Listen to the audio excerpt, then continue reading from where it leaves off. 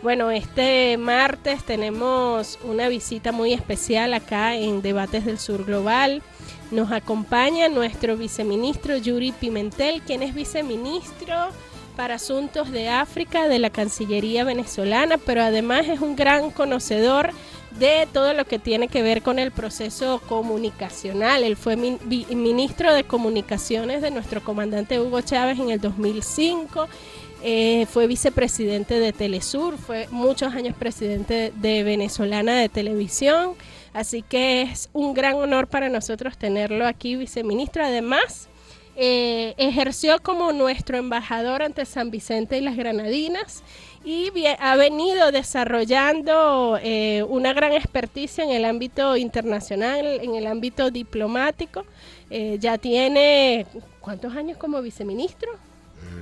Sí, 6 años como vicecanciller para relaciones con África. Bueno, les recordamos que llegamos a todas y todos ustedes gracias a la presidenta de la Radio del Sur, Nieves Valdés, a quien le enviamos un gran saludo, a la gerencia de contenidos, agradecemos a la compañera Tamar Sánchez y a todo el equipo que hace posible pues salir al aire esta tarde.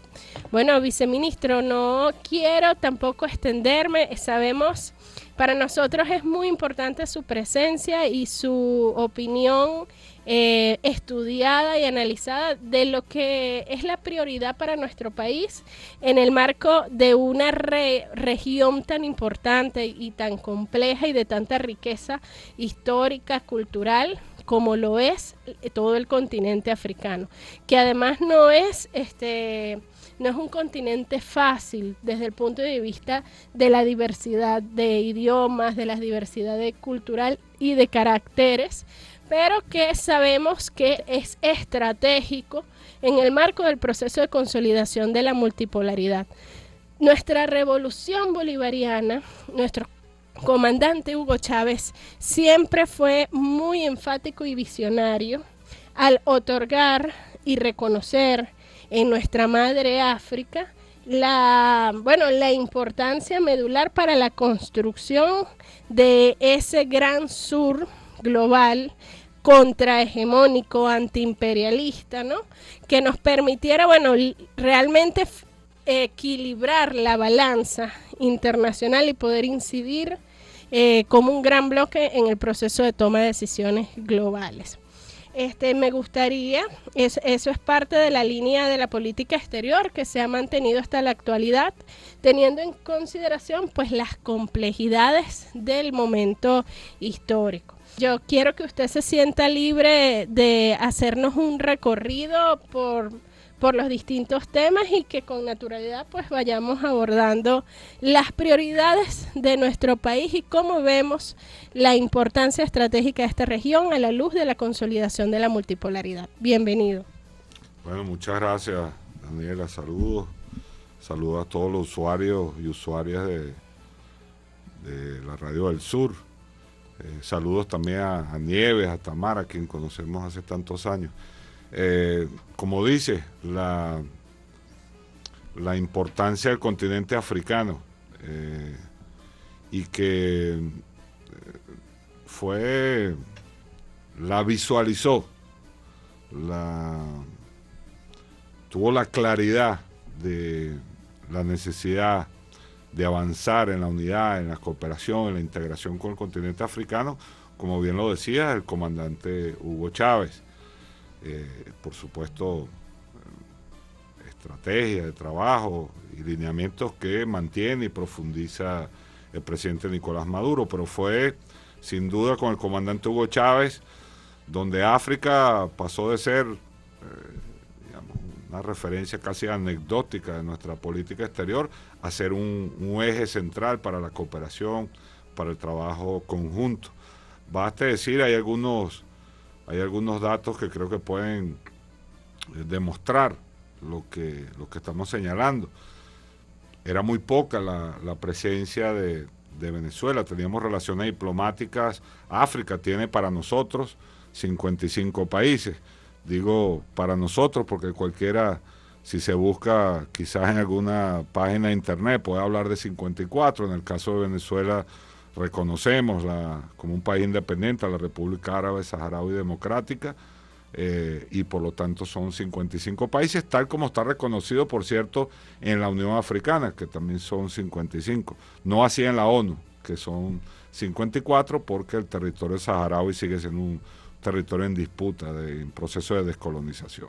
Pero dicho esto, antes de la Revolución Bolivariana y en los primeros años de la Revolución Bolivariana había relaciones diplomáticas con cerca de 20 países africanos. Hoy en día podemos decir Venezuela tiene relaciones diplomáticas con las 55 naciones de África.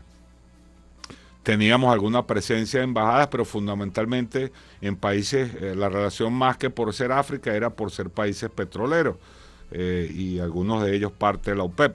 Y allí era donde teníamos embajadas. Hoy en día ya tenemos 19 embajadas en el continente africano y están planteadas la apertura de algunas más, siendo, por cierto, la tercera mayor presencia de los países de América Latina en ese continente, solo superado por Cuba, que ya sabemos que los que conocemos un poco la historia de las relaciones internacionales de Cuba, una larguísima cooperación de Cuba con los países africanos, y estuvo involucrado incluso en los procesos de lucha por la independencia y de liberación de varios de ellos, y por supuesto Brasil, un país también con una gran presencia en el continente africano, y en tercer lugar Venezuela, superando a países que quizás sus economías o su dimensión pudiese pensar que tendría mayor presencia, como pueden ser México o Argentina, pero no es así. Venezuela viene marcando esa pauta en la cooperación. Fue con el comandante Hugo Chávez, que no solo es la presencia por un tema solo de abrir embajadas, sino de avanzar en la cooperación concreta.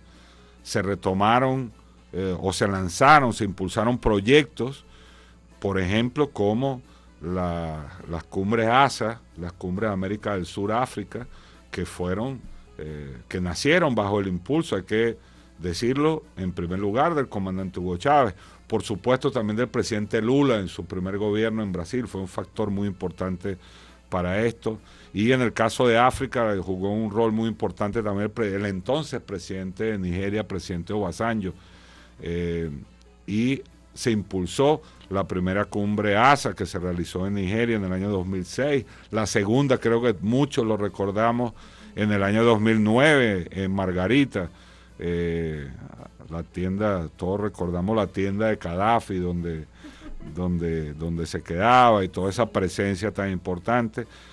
La tercera cumbre debió tener lugar en Libia, por cierto, pero bueno, todos sabemos lo que ocurrió, la agresión, el ataque de la OTAN, el imperialismo contra Libia, el asesinato del presidente Muammar Gaddafi en el año 2011, termina realizándose en el año 2013, en febrero del año 2013, en Guinea Ecuatorial.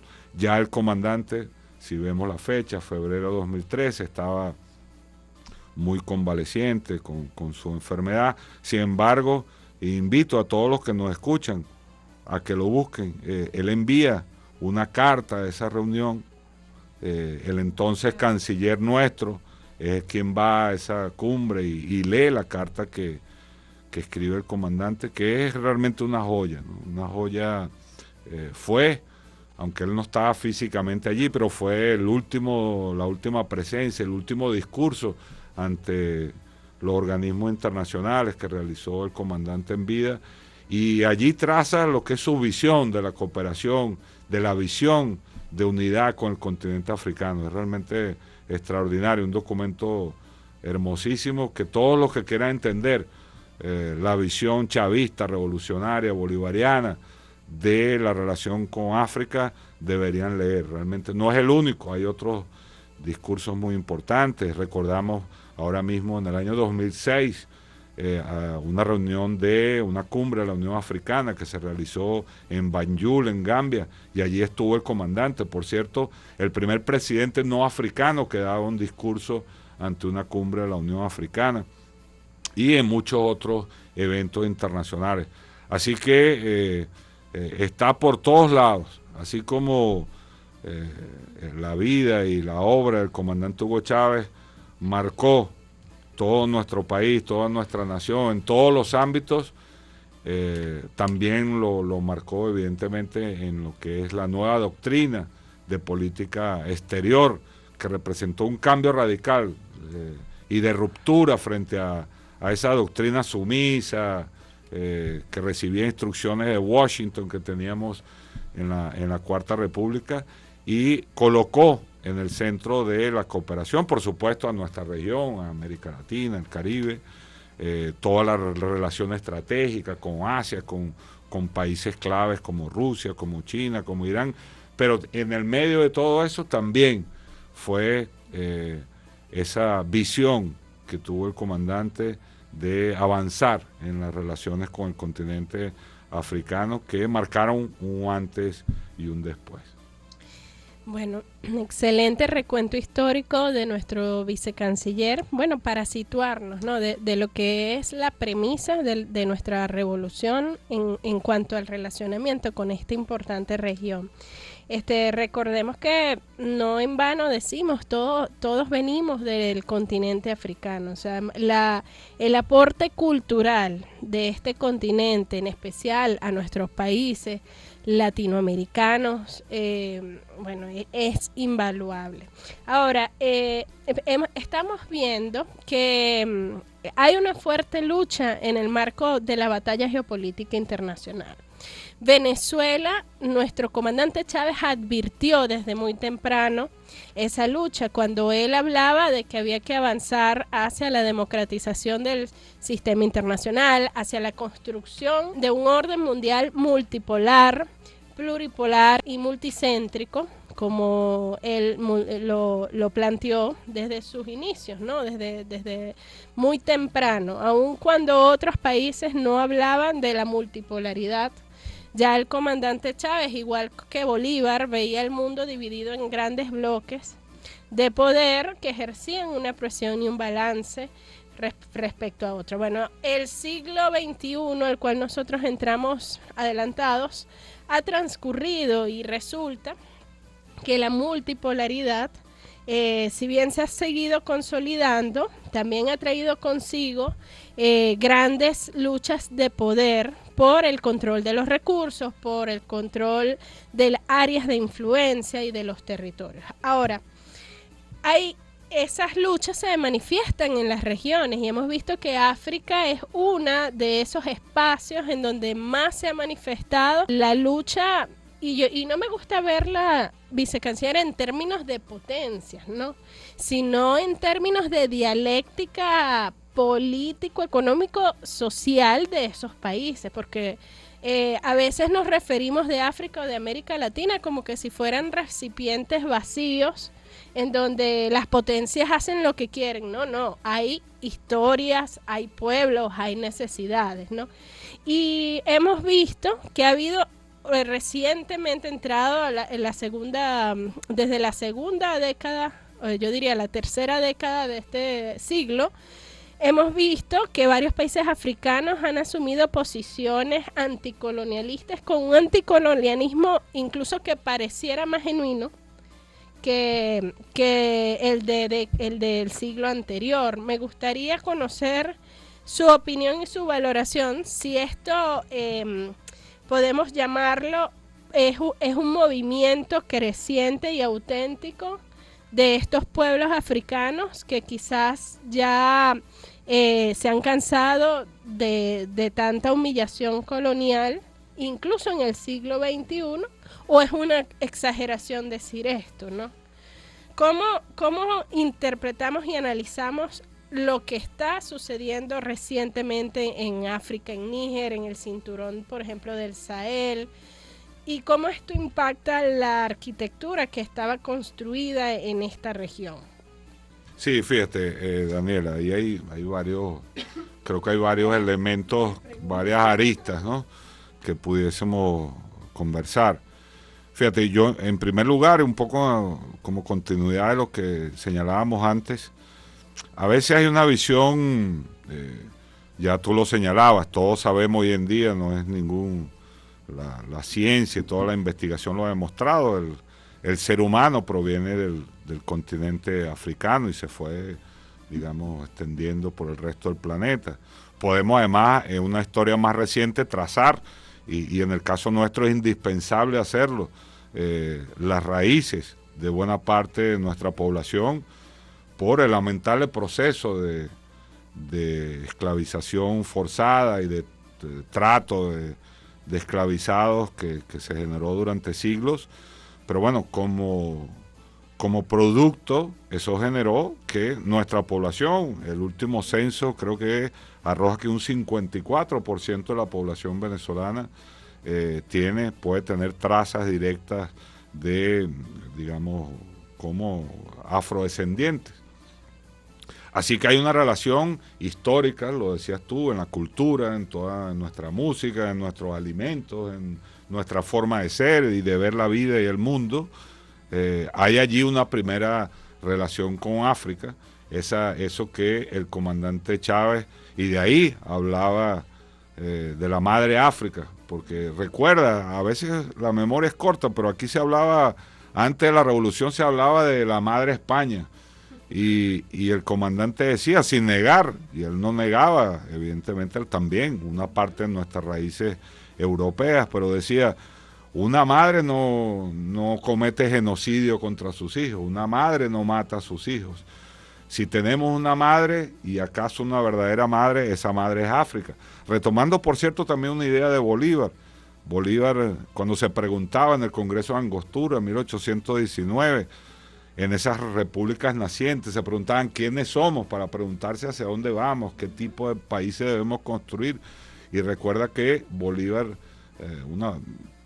lanzaba una frase que decía más o menos esto, que éramos, o que estos pueblos liberados, recién liberados, éramos más una mezcla de nuestra población indígena y de África que una emanación de Europa, decía el Libertador.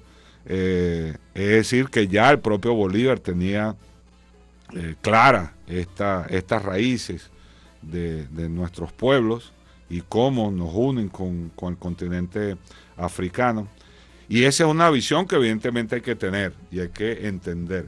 Pero después, desde el punto de vista, podríamos decir hasta pragmático, la realidad es que el continente africano es, hoy en día, el continente de mayor crecimiento poblacional. África tiene actualmente cerca de 1.400 millones de habitantes. Eso es cerca del 18% de la población mundial, pero tiene la población más joven del mundo y al tener las tasas de natalidad más altas, es la población que más está creciendo.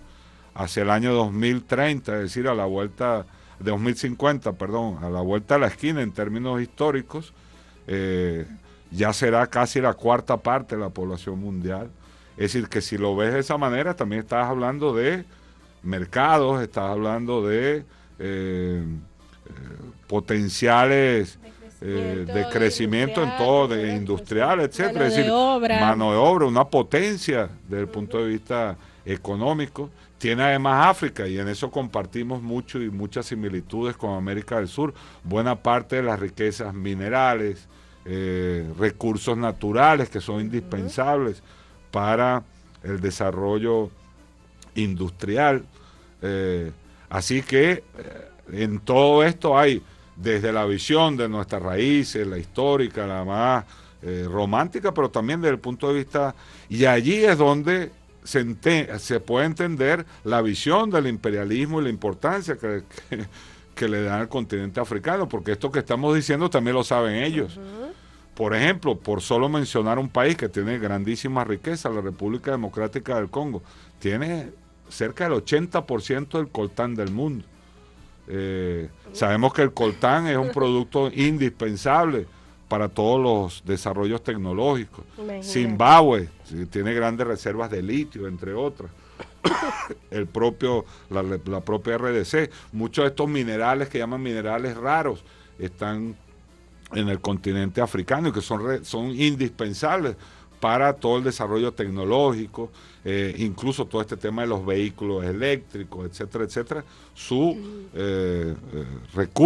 recursos están en el continente africano, y esto lo entiende el imperialismo, Por eso, cada vez más se preocupan por la presencia de otros países en el continente. China, por cierto, esto es irreversible, ni que hagan lo que hagan. China es hoy en día, y desde el año 2009, superó a Estados Unidos y es el principal socio comercial de África. Si tú ves, estamos en la radio, no sé, sí, no se puede ver, pero si viéramos un mapa del continente africano y de sus relaciones, cuáles son sus principales países desde el punto de vista de las relaciones económicas, tanto de importación como exportación, y la gran mayoría, su principal proveedor, pero también su principal comprador es China. Así que esa es parte de la batalla que está teniendo lugar hoy en día. Perdón. Bien, viceministro, tenemos que ir rápidamente a identificar la estación y enseguida continuamos con más acá en Debates del Sur Global. Ya regresamos.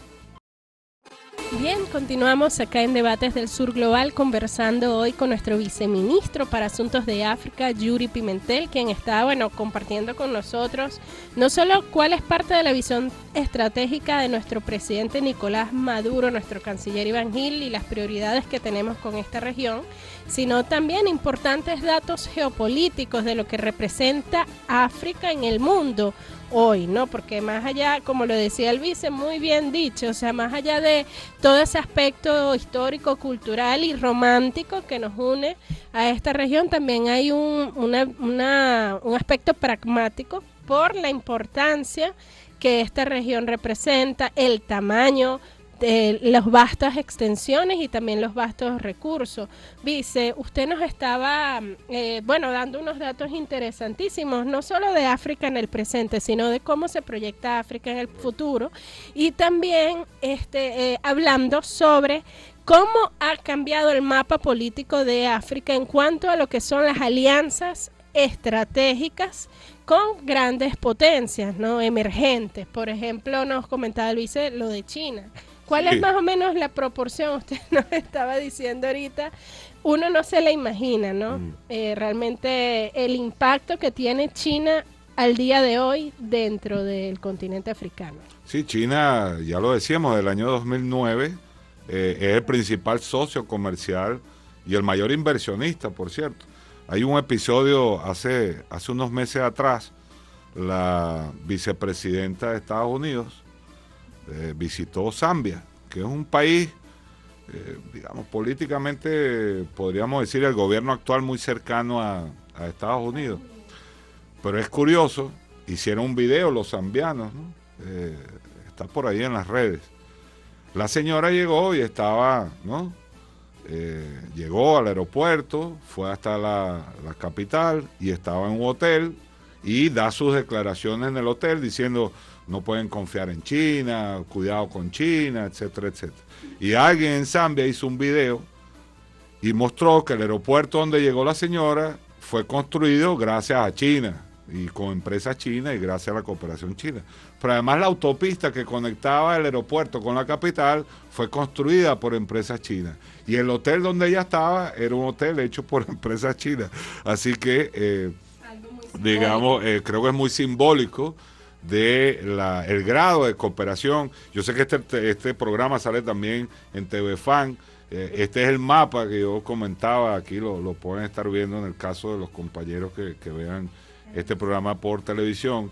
Y aquí vemos el mapa de los países africanos. Donde ustedes vean rojo, quiere decir que ese país, su principal socio comercial es China. Bueno, insisto, Daniela se lo puede decir, el 95% del mapa, correcto, está marcado por China, lo cual marca la importancia de ese país para el continente africano. Pero voy más allá, hablábamos del tema de la población. Fíjate, ya lo decía, en términos de continente, para el año 2050 ya será cerca de la cuarta parte de la población del mundo va a estar en el continente africano. Pero incluso el tercer país, hoy en día, sabemos que hace poco la India superó a China en cantidad de población, pero para el 2050 también ya el tercer país más poblado del mundo va a ser un país africano, que es Nigeria. Y cuando se proyecta al 2100, de los 10 primeros países, 6 van a ser países africanos en términos de población. Estamos hablando de Nigeria, la República Democrática del Congo, Etiopía, Tanzania y Egipto. Fíjate tú, cuando hablamos de población, pero cuando hablamos de crecimiento económico, resulta que los países, de los 10 países que tuvieron mayor crecimiento económico en el año 2023, la gran mayoría son también países africanos. Es decir, que es un crecimiento, que además es un continente que viene creciendo mucho desde el punto de vista de su economía, del Producto Interno Bruto. Tienes, por lo tanto, esa combinación de crecimiento poblacional, la población más joven en términos de incluso más joven que la latinoamericana, que antes estábamos más o menos parejos, pero nuestras tasas de natalidad han disminuido un poco. Es decir, y para tratar de ir a lo que indicabas, Daniela, cuando lo vemos desde el punto de vista geoestratégico y prospectivo, es un continente que es inevitable tomar en cuenta. Esa visión de la pobre África, digamos, casi que una visión asistencialista es totalmente absurda. Lamentablemente hay un gran desconocimiento del continente africano. Esto no es casual. Yo estoy seguro que la mayor parte de las veces cuando le pregunta a alguien por África, o piensa en jirafas, leones, o en niños pasando hambre y mucha pobreza. Y si bien la pobreza y las dificultades todavía son parte de la vida cotidiana de un país, de un continente que fue saqueado, que fue extorsionado, que fue donde buena parte de su población fue llevada, esclavizada de forma forzosa y llevada a otras partes. Esa realidad cada vez es menos así. Tú vas a cualquier capital africana y vas a encontrar lo mismo que puedas encontrar en Caracas, con desarrollo, con niveles de vida que felizmente van mejorando de forma progresiva. Así que es un continente a tomar muy en cuenta, insisto, no solo por las razones históricas que nos obligan, y ya lo decía el comandante Hugo Chávez, sino también desde el punto de vista de la visión geoestratégica y de las fuerzas que componen el mundo. Tú hablabas del mundo multicéntrico y pluripolar del que hablaba el comandante Hugo Chávez, tomado de la doctrina de Bolívar, del equilibrio del universo, de los polos de poder, ¿no? La Carta de Jamaica, donde ya en 1815 el Libertador hablaba del equilibrio del universo, idea que repitió después en diferentes ocasiones. Porque esa visión al final...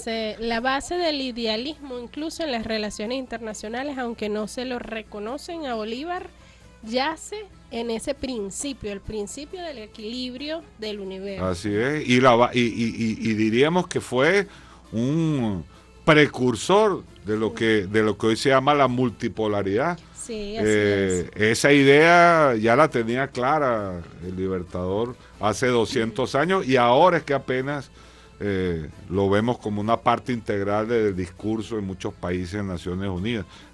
Bolívar ya lo mencionó hace más de 200 años. Sí, porque dentro de su visión, para mantener la paz no podía existir un país tan poderoso con capacidad de comprar a otro y un país tan pobre con capacidad de dejarse comprar. Entonces, a partir de ahí, la visión que proyectaba Bolívar era una visión totalmente orientada hacia el mantenimiento de la paz, algo que no era lo que ofrecían los europeos, ni entonces, ni tampoco lo que nos ofrecieron más de 200 años después. Incluso, viceministro, si ellos hubiesen analizado realmente más a Bolívar, ¿no?, y esta visión idealista, se hubiesen dado cuenta a tiempo del agotamiento de ese discurso de la cooperación, de ese discurso hegemónico que ellos ofrecían a América Latina, a África, un discurso que, como usted acaba de decir, es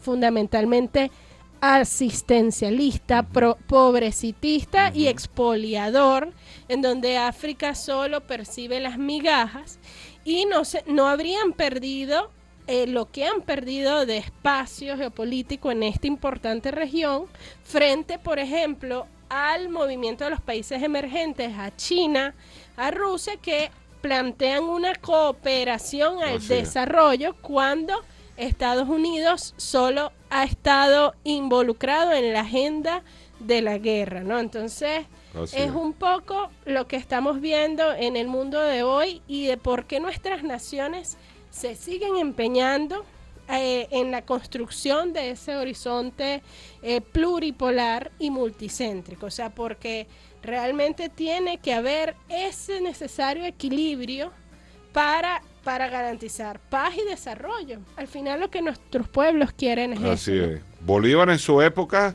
lo tuvo claro, su visión evidentemente, había toda la limitación hasta de las comunicaciones, y Bolívar lo tenía claro, en su caso hablaba de la unidad de los países que se habían liberado del yugo y del dominio español, la visión que tantas veces reiteró el Congreso Anfictiónico de Panamá, etcétera, y todas las ideas, la idea de Colombia, lo que hoy en día hablamos de Gran Colombia, yo creo que siempre he preferido la de Colombia a la de Bolívar, ¿no?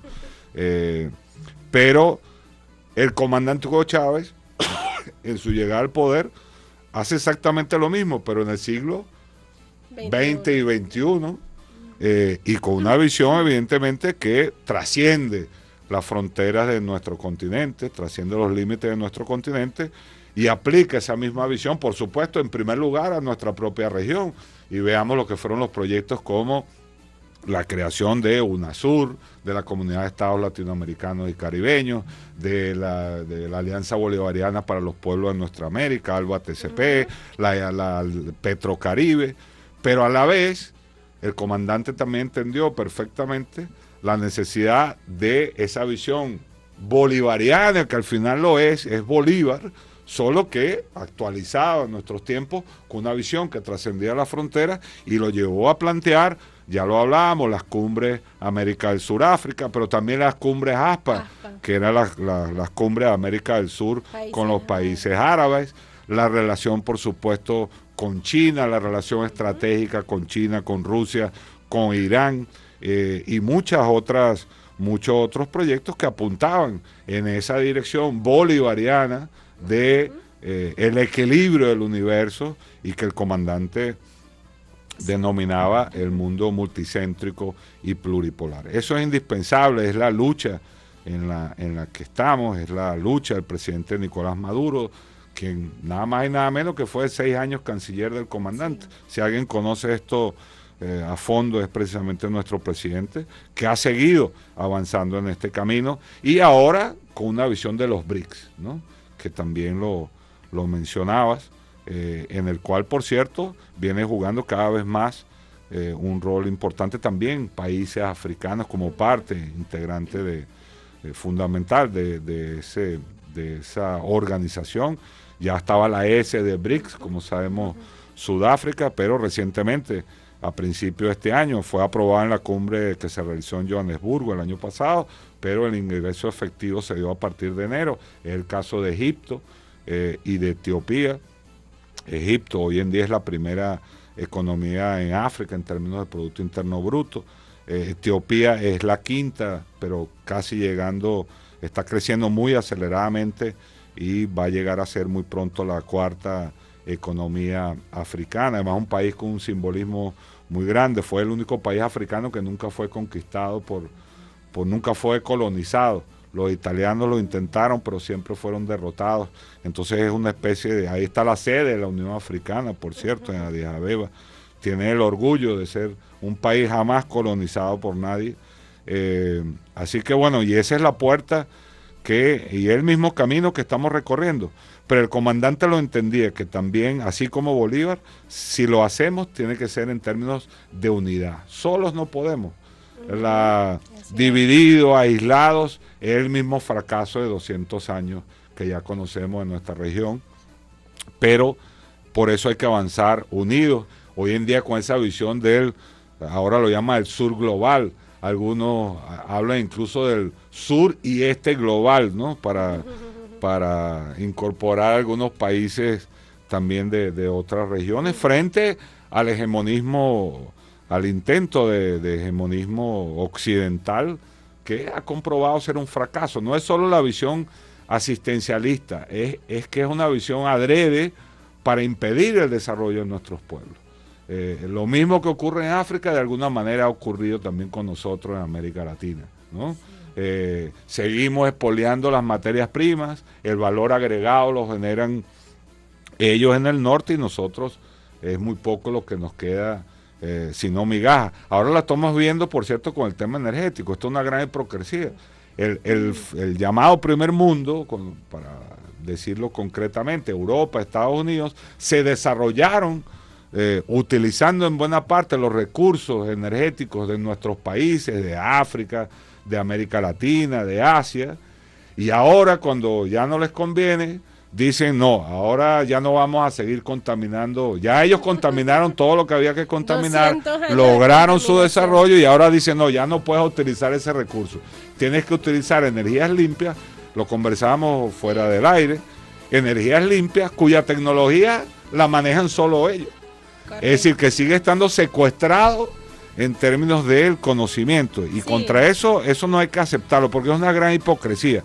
Es disfrazado de discurso ambientalista, es el mismo fenómeno de la dominación de nuestros pueblos.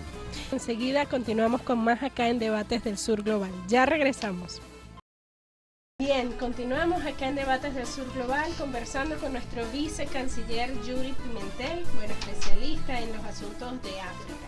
Bueno, viceministro, para analizar la realidad de África no solo hay que verla desde el punto de vista geográfico, ¿no? Cuando hablamos del punto de vista geográfico, nos situamos en el mapa de África y lo dividimos como en 3 tercios, ¿no? El primer tercio superior son los países árabes de África, ¿no? Que son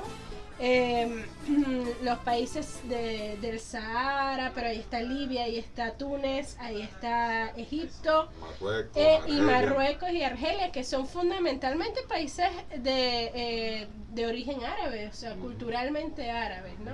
Luego tenemos el segundo tercio, que es los países del Sahel, ¿no? Que los denominan así porque son ya subsaharianos, ¿no? Son del desierto. La región del Sahara. La región del Sahara. Culturalmente tienen una vinculación geográfica y eso se denomina geohistórica, pues porque está asociado al Sahara. Y luego el último tercio sí son, el último tercio sí son los subsaharianos, que son los que están ya debajo del Sahara.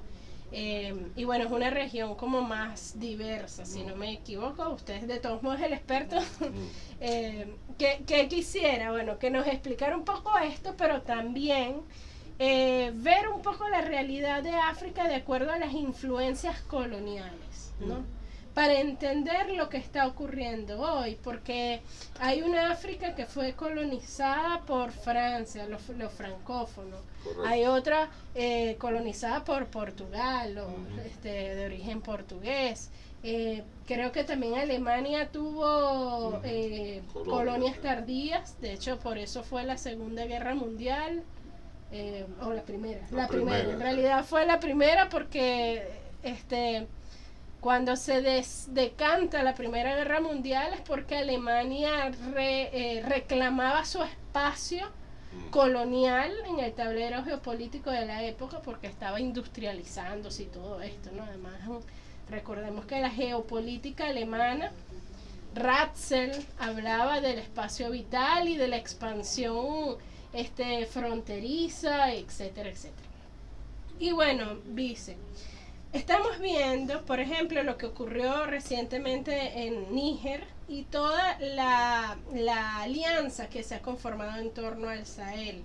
¿Cómo podemos mirar y analizar esto a la luz de los orígenes y las relaciones coloniales que han tenido estos países con la Europa imperialista y colonial? Sí. Sí, gracias. Mira. Bueno, tratando, Medio confusa la tratando, pregunta, pero tratando de sintetizar, lo cual no es nada fácil, ¿no? Pero brevemente, bueno, primero, lo primero que hay que decir, que a veces nos saltamos eso, ujú, hay que decir que existe un África, para hablar de, digamos, de todo el continente, precolonial, donde existieron grandes imperios, grandes reinos, con una cultura maravillosa, extraordinaria. Uno de ellos, que todos conocemos y a veces olvidamos que es africano, por ejemplo, el imperio egipcio, ¿no? ujú. Hace más de 3.000, 4.000 años, que eran las grandes culturas de las cuales bebió Europa, por cierto. Y se La biblioteca alimentó. de Alejandría, por ejemplo. Correcto. Que fue Y que fueron, cada vez está más claro, saqueada. era un imperio egipcio que estaba, digamos, parte de sus raíces eran las raíces también negras del continente africano. Esto es previa a la llegada del mundo árabe, ¿no? Y de lo que Y de fue los realmente el romanos imperio también. otomano, antes de los romanos, etcétera, etcétera. Sí, lo primero a rescatar, porque es importante decirlo, estamos hablando de un continente vibrante, con cultura, con cosas maravillosas. Solo que como pasó también con nuestro propio continente, no, quizás su industria militar no tenía el desarrollo que les permitiera resistir lo que después fue la presencia de los europeos. Porque no es que los europeos fuesen más cultos, por ejemplo, que los mayas o que los aztecas, solo que tenían mejores armas, ¿no? Correcto. Y que permitieron, además de las armas bacteriológicas, que también fueron terribles para el tema de la dominación. Dicho esto, hay un proceso que arranca en el siglo XV con los navegantes portugueses, hay que decirlo, fueron los primeros grandes navegantes que empezaron a llegar a las costas de África, empezaron a descubrir algunas de las riquezas africanas, empezaron a tener asentamientos en las costas africanas y lamentablemente también empieza el comercio de esclavos en esa época. Después se va incorporando progresivamente otras naciones, sobre todo Francia, Inglaterra, Holanda también en su momento, tuvieron mucha presencia, sobre todo estaba a nivel de las costas africanas y fundamentalmente en las costas de África Occidental, también algo de África Oriental. Es en el siglo XIX, en ese sentido es diferente el proceso de colonización de América Latina, es en el siglo XIX que realmente hay un evento que marca esto, que es la llamada Conferencia de Berlín, que se realiza entre 1884 y 85, donde los europeos agarran un mapa de África y se dividen los territorios. Esto es mío, esto es tuyo. Por eso es que ustedes, si alguien se da la curiosidad de revisar los mapas de África, va a ver muchas líneas rectas. Sí, las fronteras. Porque las fronteras fueron trazadas arbitrariamente en un mapa y dijeron esto es mío, esto es tuyo, etcétera, etcétera. Y es ahí cuando se reparten. Los que agarran mayor presencia, porque eran las grandes potencias de la época, fueron Inglaterra y Francia, que se agarraron las mayores partes del territorio. Portugal también le tocaron algunas colonias por la presencia histórica que habían tenido. España muy poco, por cierto. España solo tuvo lo que hoy en día es Guinea Ecuatorial y el territorio del Sahara. Y Alemania tampoco le tocó demasiado. Eso es parte de los problemas que llevan a la Primera Guerra Mundial, efectivamente. Y esa presencia que tuvo Alemania en la Primera Guerra Mundial desaparece. Al ser derrotados, sus colonias son entonces entregadas, reasignadas a otros así países. como sus armas y sus recursos, etcétera. Y allí empieza, fíjate, el siglo XX sobre todo. Después hay detalles, hay países como Liberia, que ya era independiente desde el siglo XIX, pero Liberia también es una creación. Es un caso curioso porque termina siendo una colonia de otro tipo. Desde Estados Unidos envían, digamos, afrodescendientes, que por lo tanto tienen origen africano, pero los envían al territorio de Liberia. Y terminan siendo, a pesar de ser afrodescendientes, terminan siendo unos ocupantes. Tanto que se enfrentaron a la población local y es parte de los conflictos cuando hablamos de las guerras de Liberia que tantos traumas y tantos genocidios causaron hace unas décadas atrás, su origen está precisamente allí, porque los afrodescendientes que allí llegaron, es decir, era un regreso a África, pero de alguna manera eran unos colonizadores también frente a la población local. Eran unos anglosajones así es, que iban correcto. a colonizar. Y eso generó sus propios conflictos. Pero bueno, si lo vemos, si lo buscan en la historia, van a decir que era uno de los primeros países independientes.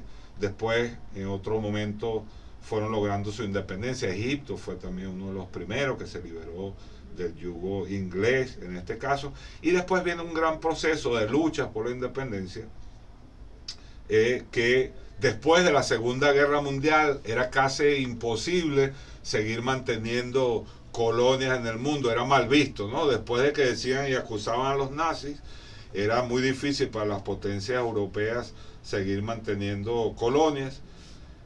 Sin embargo, hubo que luchar por eso, hubo grandes luchas, sobre todo en la parte sur del continente, lucha armada, guerra, digamos, de movimientos guerrilleros, independentistas contra la presencia colonial, y en otros países, referencia sin duda a Argelia, la gran lucha del pueblo argelino por su independencia contra la presencia francesa. Los franceses a veces que logran esconder muy bien ante el mundo sus crímenes, con aquella imagen de la Revolución Francesa, de la igualdad, libertad, fraternidad, pero resulta que fueron unos grandes criminales y lo han seguido siendo. Cometieron un verdadero genocidio contra la población argelina. Para que tú sepas, Daniela, los franceses estuvieron más de 100 años en Argelia, y cuando se fueron la población argelina era inferior a cuando llegaron, lo cual es una prueba de claro, porque automáticamente una población crece, ¿no? Imagínate, se va en creciendo. 100 años. Y en 100 años eran menos. El genocidio que cometió Francia contra el pueblo argelino fue realmente terrible, pero un valiente pueblo argelino, y logró su revolución y su independencia con mucha sangre. Los criminales, hay una famosa película que se llama La Batalla de Argel. Invito a que la vean, una película extraordinaria. Y ahí se ven los métodos de tortura y de terrorismo de Estado que aplicaba Francia contra los luchadores argelinos, que por cierto, esos militares franceses fueron los mismos que después entrenaron a los torturadores de la Argentina, que desapareció a 50.000 personas, la dictadura de Videla, etcétera, fueron entrenados por los franceses en esas técnicas de tortura. Pero volviendo a nuestra historia de África y de las luchas por la independencia, surge entonces en el siglo XX toda una gran lucha, un gran movimiento de independencia que dio grandes líderes, grandes líderes, que fueron inspiración además, y son, lo dijo el comandante Chávez muchas veces, inspiración de la revolución bolivariana, tipos extraordinarios como Patrice Lumumba del Congo, como Zamora Machel de Mozambique, Agostinho Neto de Angola, Gamal Abdel Nasser de Egipto, en fin, líderes extraordinarios, Julius Nyerere de Tanzania. Más recientemente hubo un gran líder, no fue de las luchas de independencia, pero posterior, en Burkina Faso, el gran Thomas Sankara, un extraordinario revolucionario que rebautizó a su país, que se llama Alto Volta, y lo rebautizó como Burkina Faso, la tierra de los hombres íntegros, es lo que quiere decir Burkina Faso. Qué impresionante. Entonces, esas fueron las grandes luchas. Se logra la independencia de forma paulatina, pero hay un detalle que explica mucho lo que está ocurriendo hoy. En el caso de lo que eran colonias portuguesas tardó un poco más, había una dictadura en Portugal que duró más de 50 años, así que esas independencias solo se logran en los años 70, en el caso de Angola, Guinea-Bissau, Mozambique, Santo Tomé y Príncipe y Cabo Verde. Pero en el caso de los franceses, los propios franceses decretan, entre comillas, y esto hay que entenderlo así, la independencia de sus colonias, ¿no? ¿Qué fue lo que realmente ocurrió? Y esto explica, vuelvo a insistir, buena parte de lo que está ocurriendo hoy. En el caso de los franceses, entendieron que era muy difícil seguir manteniendo colonias y la mala imagen que eso generaba ante el mundo, y buscaron otros mecanismos. Dijeron, ahora usted es independiente, pero Por ejemplo, la moneda de más de 20 países africanos, llamado franco CFA, la controlo yo. Son tan descarados, en la época colonial había un franco CFA, que quería decir Colonia Franceses en África. Imagínate. Y cuando les dieron la independencia se sigue llamando franco CFA, ahora es Comunidad Francófona Africana. Pero son las No, mismas ni siquiera siglas. cambiaron, pero además son monedas, Son es una moneda moneditas. que es administrada y controlada Por el Banco Central de Francia. Y cada país que es parte de esa moneda tiene que tener depositadas sus reservas en el Banco Central de Francia y pagar además a Francia. Por cierto que estos países siguen pagando como parte de las condiciones del cese de las supuestas colonias y de la independencia, tienen que pagar a Francia, algunos todavía están pagando, los beneficios que Francia les dio durante el proceso de colonización, por ejemplo, de infraestructuras que hayan construido, etcétera. Esos países tienen que pagar. Es una cosa realmente terrible. Era como unos préstamos, pero de esclavitud. Los franceses, de por vida. así es, los franceses, por cierto, hicieron unos referendos, ¿no?, para que la gente decidiera. Había un gran líder revolucionario en lo que es Guinea, algunos países, para diferenciarlo de la otra Guinea, hablan de Guinea Conakry, el gran Sékou Touré, un líder socialista, panafricanista. Y cuando hacen el referéndum, Sékou Touré, esto es antes de las independencias, Sékou Touré logra que el pueblo guineano votara a favor de la total independencia de Francia. Y los franceses dijeron, bueno, está bien, se la damos. Bloquearon al país, destruyeron la infraestructura eléctrica, bloquearon la economía, empezaron a distribuir monedas falsas para generar caos económico. No, así se qué comportan los barbaridad. franceses. Y lo que hicieron durante todos estos años es supuestos países independientes, pero que desde el punto de vista económico son totalmente controlados por el Banco Central francés. Todos los principales socios comerciales obligados de estos países eran Francia. Toda Francia tiene bases militares en cada uno de estos países. Por ejemplo, estaba el caso de Níger, muy Correcto. hablado últimamente. Níger es uno de los grandes productores de uranio del mundo. Y ese uranio lo vende fundamentalmente, o lo vendía a Francia. Y si el precio de la tonelada de uranio en el mundo es de, voy a decir un número, no sé los números exactos, pero para que tengamos la proporción, si el precio era $200, bueno, a Francia se lo vendía Níger en $2 o en $3. Una cosa realmente ridícula y absurda, donde no le quedaba nada al país, y con eso alimentaba Francia su industria y su generación eléctrica. Todo ¿no? lo que ellos llaman y se vanaglorian de energías limpias a través de reactores nucleares que no son tampoco tan limpios.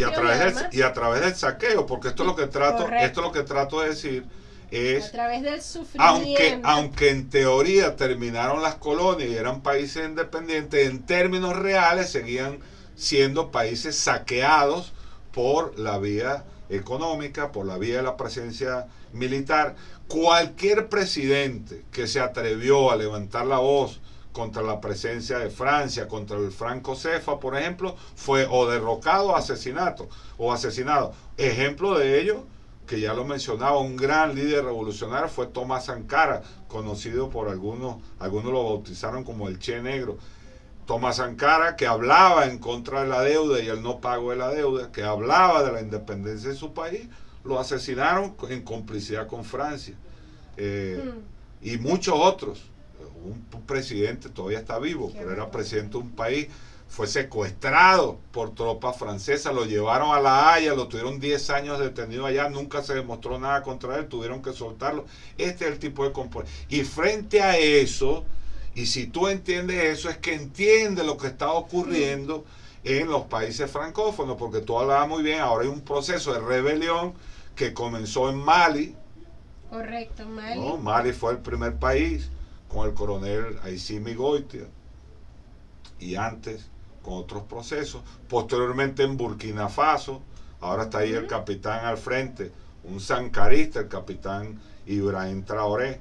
Por cierto que cuando se da esa rebelión encabezada por Ibrahim Traoré, el capitán Ibrahim Traoré, que se hizo muy conocido en el mundo el año pasado, en una cumbre Rusia, Unión Africana, donde dio un discurso extraordinario que rodó mucho por las redes, ¿no? Donde hablaba del colonialismo y de la presencia del colonialismo en África. Pero Ibrahim Traoré, los franceses, cuando él corta y lo saca del país, los franceses le cortaron las ayudas. Y Traoré dijo de inmediato, no nos hace falta, tenemos más de 40 años de ayuda y mire cómo estamos, ¿no? Que esa idea del asistencialismo, claro, de la dependencia, de las migajas, cuando lo que quieren es ¿no? la posibilidad de cooperación para el desarrollo, que es lo que están haciendo con China, con Rusia, luchar con muchos contra otros la pobreza, países. Infraestructura. Así es. Otro fenómeno que hay que entender, que donde la región del Sahel fue muy afectada, fue el derrocamiento de Gaddafi. Lo que ocurrió en Libia hizo que se expandieran grupos terroristas por toda la región que han causado miles y miles de muertes, pero que cuentan con el apoyo muchos de esos grupos terroristas. Esto es como en Siria. Todos recordamos, supuestamente Europa, Estados Unidos hablan en contra de Al Qaeda, ¿no? Todos recordamos la persecución de Al Qaeda, de los terroristas islámicos, como ellos decían. Resulta que en Siria ellos son los que apoyaban a Al Qaeda y todos los grupos terroristas para combatir al presidente Bashir al-Assad. Es decir, donde están depende de sus intereses, claro, apoyan a uno o a otro, que son creaciones de ellos. Y es lo que ocurre precisamente en esta región, donde estos grupos terroristas crecieron al amparo de esos países europeos. Yo tuve la oportunidad de visitar Mali, su capital Bamako, en el año 2019, y era increíble como las tropas que supuestamente eran de la ONU, la MINUSMA, pero al final eran todas tropas francesas. Y ocurría algo increíble. Estas tropas de la ONU no permitían a los militares malienses cruzar en ciertas zonas de su país hacia el norte, porque habían negociado que esas zonas quedasen bajo el control de los grupos terroristas. Así de tremendo es esto, y por supuesto, frente a esa agresión a su dignidad, a su soberanía, se alzaron los militares de Mali, se alzaron los militares de Burkina Faso, y más reciente los militares de Níger, que no siguen tolerando esta situación, y por eso han surgido estos procesos tan interesantes en esa región. Se han asociado, fueron, creo que además muy inteligentemente, sabían que, ya lo hablábamos hace un rato, desunido era muy débil, y dijeron, vamos a unirnos para protegernos de los ataques, porque mientras estamos aquí conversando, Daniela, habrá miles y miles de conspiraciones contra la vida de esos líderes, contra esos procesos de transformación, procesos revolucionarios, de dignidad, y lamentablemente a veces con la conchupancia incluso de países africanos que son dependientes de los centros del poder europeos, de Estados Unidos. Pero bueno, esa es la lucha, la misma lucha que tenemos en nuestra región también. No es fácil ser independiente, digno, soberano. Aquí lo hemos demostrado, y todo lo que nos ha costado, cómo cuesta bloqueos, cómo cuesta sanciones criminales, pero la dignidad y la independencia no se negocia. Siempre decía el comandante Hugo Chávez que lo más precioso y lo único que nos posibilitaba el camino al desarrollo es la independencia de nuestro país, y esa es la lucha que se está desarrollando allá. Bien, viceministro, excelente. Estamos haciendo un recuento histórico del colonialismo en África, que explica, ¿no?, lo que está pasando actualmente en el cinturón del Sahel, lo que han sido estos movimientos revolucionarios que se han desarrollado en Mali, en Burkina Faso, recientemente en Níger, la importancia también de estos países desde el punto de vista de los recursos naturales, y también la crudeza, ¿no? El viceministro nos explicaba con detalle las características del modelo colonial francés, cómo los franceses han venido ejerciendo el poder colonial durante más de un siglo, y cómo esto se ha traducido, bueno, cada vez en más pobreza y incluso en la pérdida o el socavamiento, mejor dicho, de la dignidad humana de estos pueblos. Claro, esto explica mucho lo que está pasando ahora y vemos, viceministro, no sé cómo es su valoración, pero recientemente vimos en la cumbre del G7 uno de los temas abordados fue África, ¿no? Cómo Occidente, cómo estos países coloniales retoman la hegemonía que tenían históricamente sobre África y frenan lo que ellos llaman el avance de Rusia y de China en esta región. Ahora, bueno, habría que ver en perspectiva, ¿no? ¿Qué es lo que están ofreciendo? Yo leí un poco el comunicado escueto publicado por el G7 y realmente no dice mucho. Lo que dicen es que van a instigar o van a promover en África que África se sume a la transición hacia energías limpias, para lo cual un conjunto de actores públicos y privados van a proveer financiamiento para tal fin y todo este cuento, pero nada, parece más un cuento chino. Bueno, no, yo creo que no voy a estigmatizar a los chinos, porque eso nos lo heredaron precisamente ellos. Pero esto es un cuento que no tiene claridad. Primero, vamos a estar claros y ser pragmáticos. Cuando China habla con la ruta, la iniciativa de la Franja y la Ruta, China habla con montos claros de inversión, establece números claros, ¿no? Y bueno, intereses ganar. Correcto. En el marco de la cooperación con estos países. Ahora, cuando Estados Unidos habla con los occidentales, con sus pares del G7, no habla de cooperación, no habla de solidaridad, no habla de desarrollo de relaciones ganar-ganar. Bueno, sí habla de relaciones ganar-ganar, porque ganan en la guerra cuando destruyen y después ganan en la paz cuando reconstruyen. Ese es el concepto de Estados Unidos últimamente, ganar-ganar, ¿no? Vimos que aprobaron 50 billones de dólares de los recursos congelados de Rusia para seguir financiando el conflicto en Ucrania. Pero para los africanos no hay nada. O sea, no hay una propuesta de cooperación, no hay un dólar aprobado en cooperación.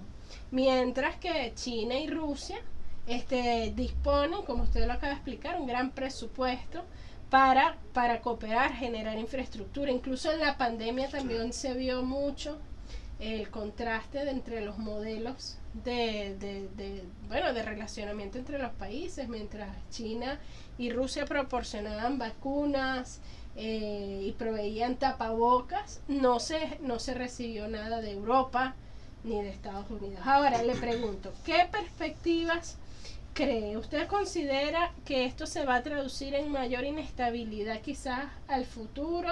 ¿Que África logrará continuar profundizando esta senda, este impulso revolucionario?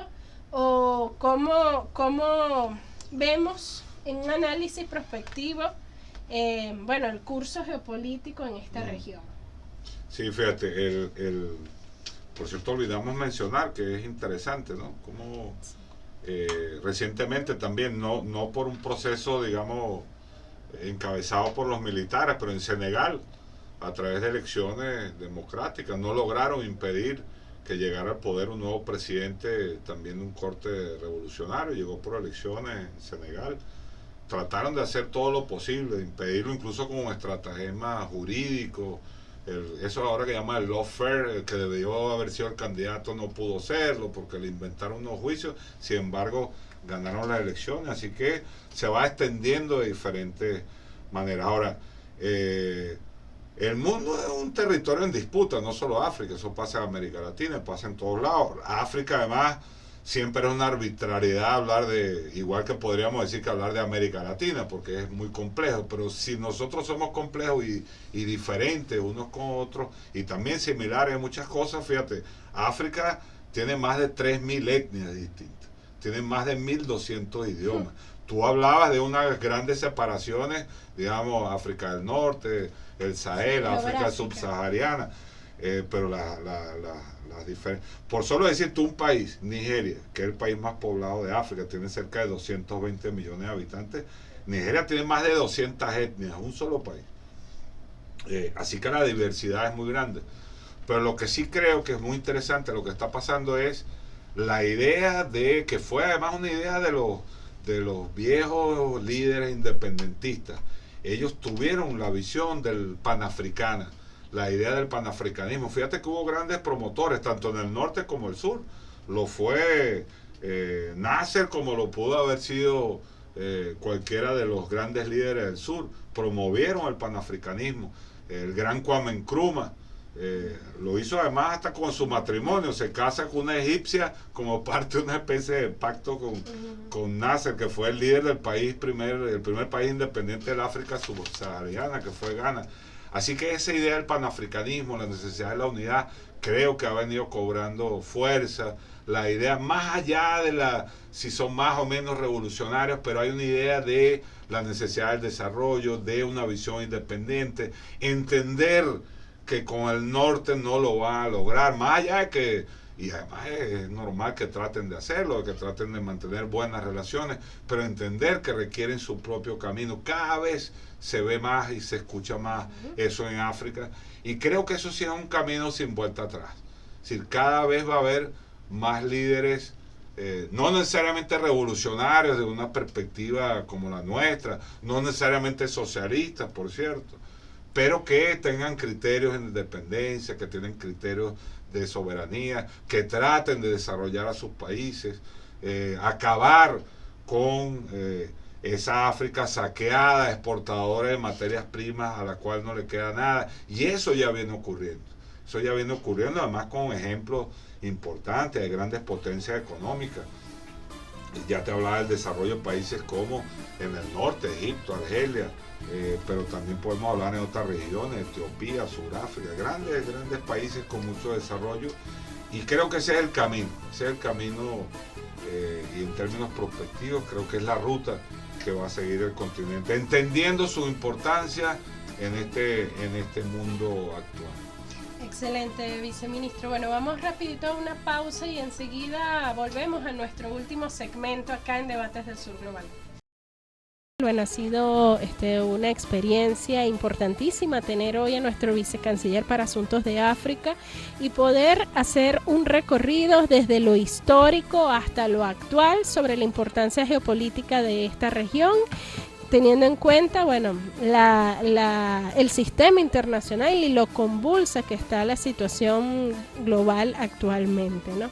Nuestro país, nuestra región, Venezuela, siempre ha liderado una importante bandera de unidad, de solidaridad, de hermandad con los pueblos africanos, pero también que parte del reconocimiento de nuestra lucha histórica en contra del imperialismo, en contra del capitalismo, y eso es parte de lo que seguimos construyendo con nuestra diplomacia bolivariana de paz, que es es la clave, ¿no?, de la actuación de nuestra política a nivel internacional. Hay varias iniciativas, viceministro, que en la actualidad desarrollamos, por ejemplo, en conjunto con países africanos.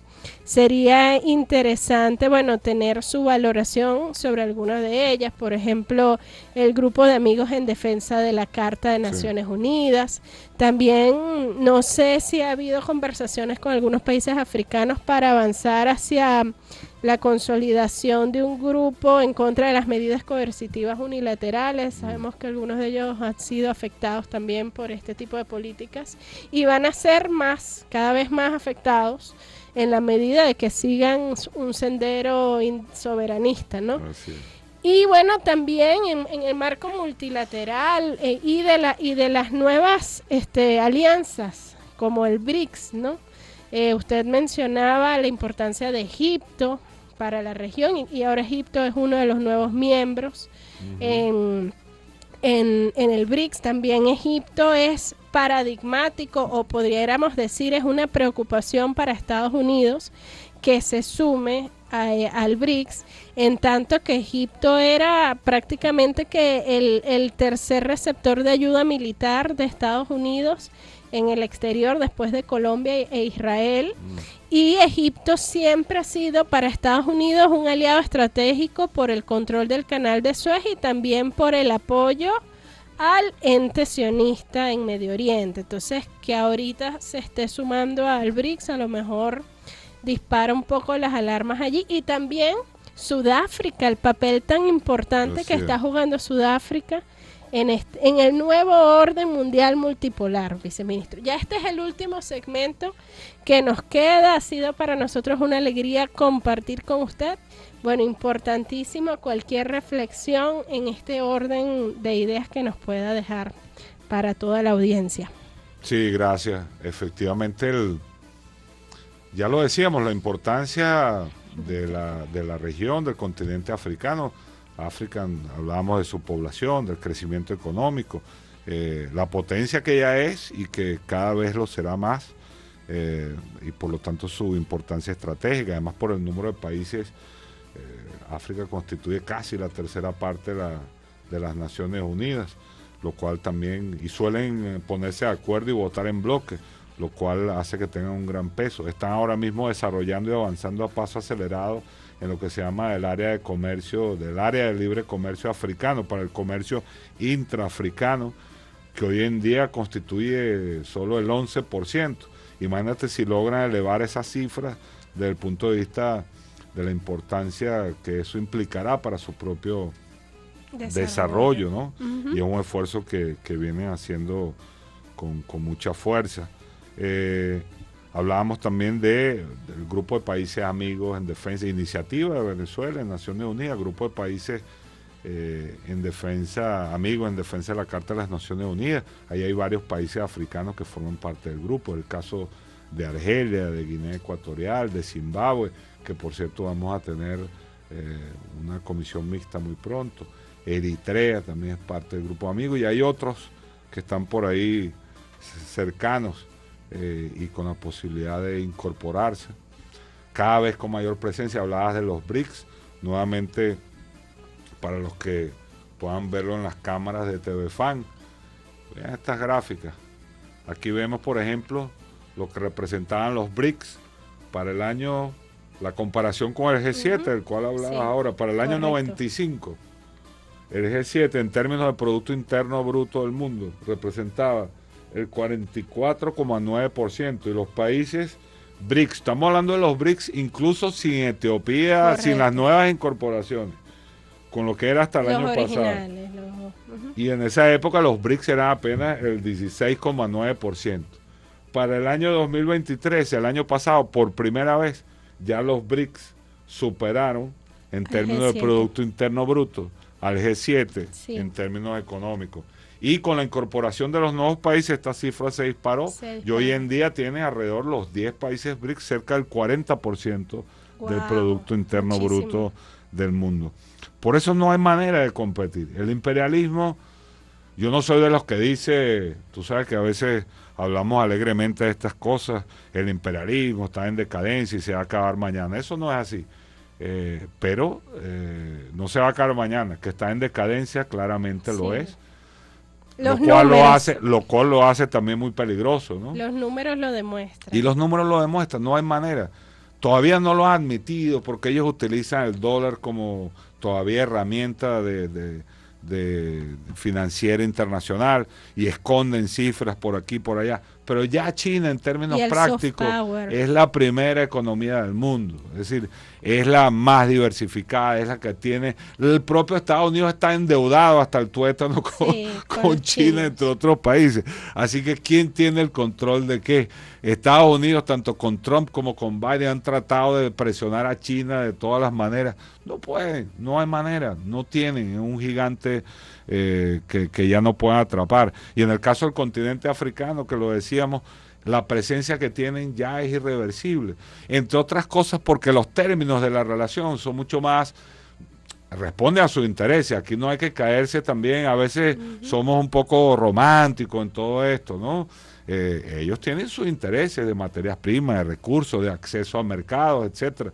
los chinos me refiero, Claro, pero claro. hacen una relación mucho más digna, mucho más, ¿no?, De respeto de a la respeto y de soberanía, cooperación y de interés a al esos derecho países, internacional, que por lo que ejemplo. hizo el imperialismo tradicional europeo y estadounidense durante siglos. Y esa es la gran diferencia. Correcto. Rusia de la misma manera, sin ser, por supuesto, aunque viene creciendo la economía, hace poco superó a Japón como la cuarta economía del mundo.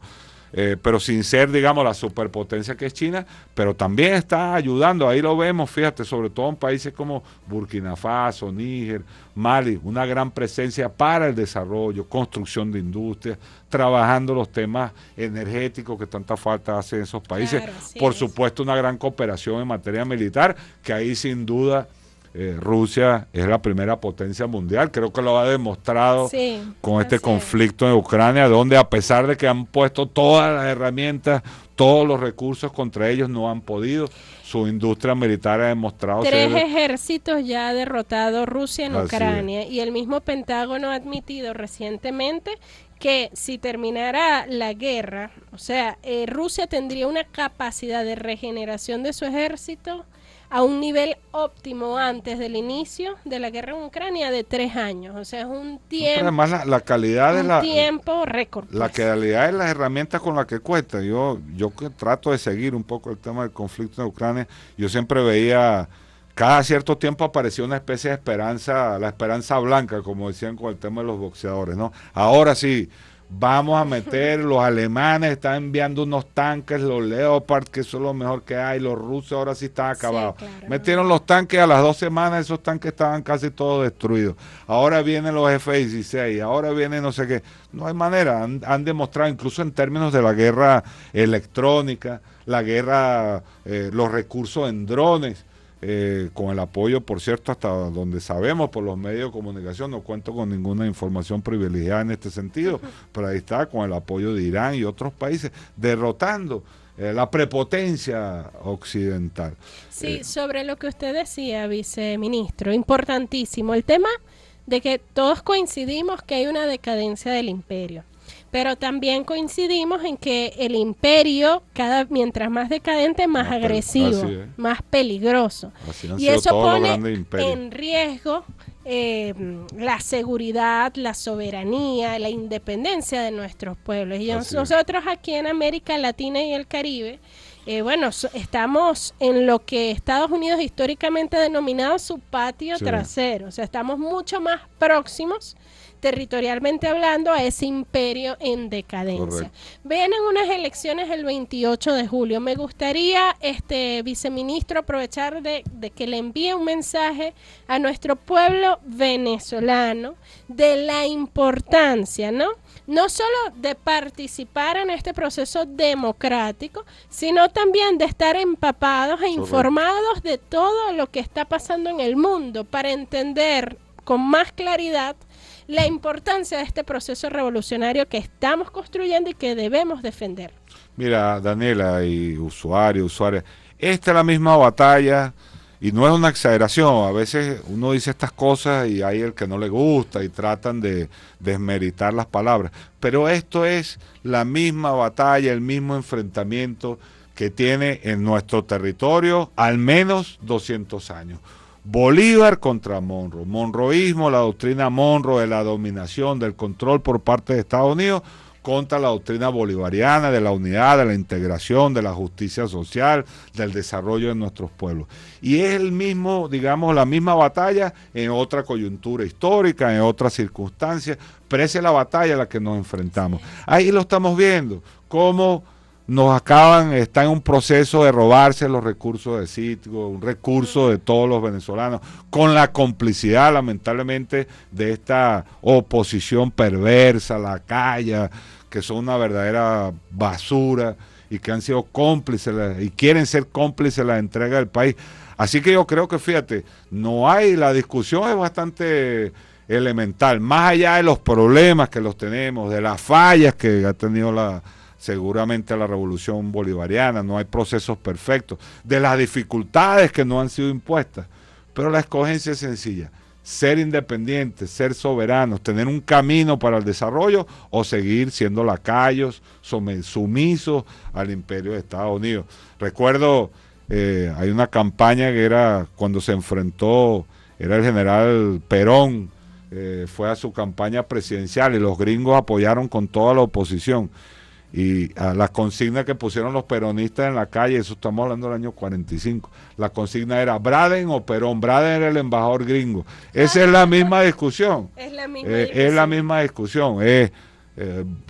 Estados Unidos, Biden o Maduro. Así es. Trump o Maduro. Y cuando decimos Maduro, decimos el pueblo venezolano, decimos la dignidad, decimos el legado histórico de nuestros libertadores, de Bolívar para acá, de Guaycaipuro, todos los que han luchado por esta tierra. Eso es lo que está en juego el 28 de julio. Y yo estoy seguro que la gran mayoría del pueblo venezolano tendrá conciencia de esto y sabrá que va a las urnas electorales, al centro de votación, a nuestra máquina de votación, pensando en la patria y pensando en el futuro. No hay futuro, no hay desarrollo sin independencia, sin soberanía. Bueno, muchísimas gracias al viceministro Yuri Pimentel por acompañarnos el día de hoy y bueno, hacer toda esa exposición geopolítica, histórica de la importancia de África, pero también, ¿no?, recordando y teniendo siempre la claridad histórica y geoestratégica de lo que está pasando en nuestro país, del papel que juega Venezuela en la región y en el mundo y en ese nuevo orden mundial multipolar, pluripolar y multicéntrico que venimos construyendo y en el cual nosotros somos coprotagonistas. Entonces nuestro pueblo venezolano va a seguir siendo coprotagonista de esta historia, no solo aquí, sino a nivel mundial, reescribiendo ese nuevo orden internacional más equitativo, más justo que estamos llamados a construir, pero ¿cómo? A través del ejercicio y el fortalecimiento y la defensa de nuestra democracia participativa y protagónica. Hoy, mañana y siempre. Bueno, de esta manera terminamos nuestro programa Debates del Sur Global el día de hoy y será hasta el próximo martes que nos podamos encontrar nuevamente. Gracias, viceministro, y saludos a nuestro canciller y a nuestra Cancillería. Muchas gracias.